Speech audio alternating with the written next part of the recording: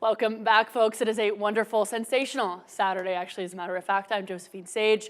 Let's talk weather. We're going to notice in our headlines that we're still expecting temperatures to continue to increase by a couple of degrees every single day leading into the early work week. By the early work week, we are even going to be well above those seasonal averages.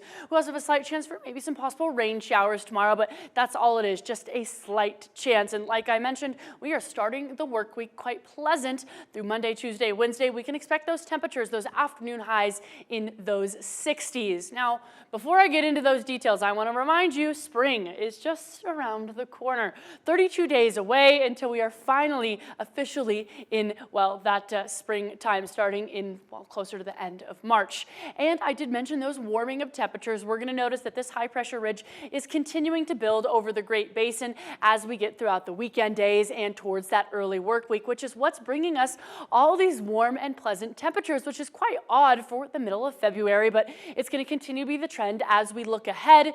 This low pressure, this closed low pressure off the west coast does have a slight chance to possibly bring us in some unsettled weather towards the middle of the work week, but we'll continue to track that as it moves on in. Now, I do want to chat about that possible chance for showers tomorrow. We'll notice in our overall setup that we do have a lot of action over the Great Basin as we look into tomorrow morning. We're fast forwarding into Sunday afternoon.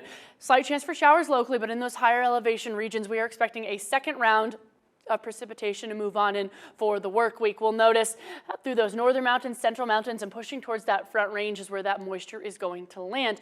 Quite minimal snow accumulations for a lot of regions compared to what we've been used to this past work week, but we're going to see at least some fresh snow hit those grounds. So please be careful if you do have those travel plans, because those roads could be icy, snowy, and still wet from that previous storm.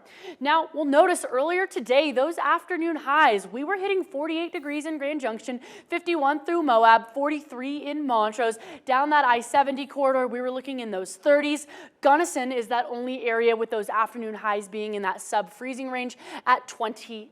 Now, we'll notice in our almanac that we were right around those seasonal averages, so we have dropped just a couple of degrees compared to, well, Friday and Thursday on those high side of things, but we're still around what we're typically used to, and that's going to, again, continue to be the trend as we get throughout the rest of the weekend. Now, I do have Miss Sierra hanging out with me for the dog walking forecast the last days today and tomorrow for her, so please feel free to send me a photo of your pup at jsage@carryxtv.com.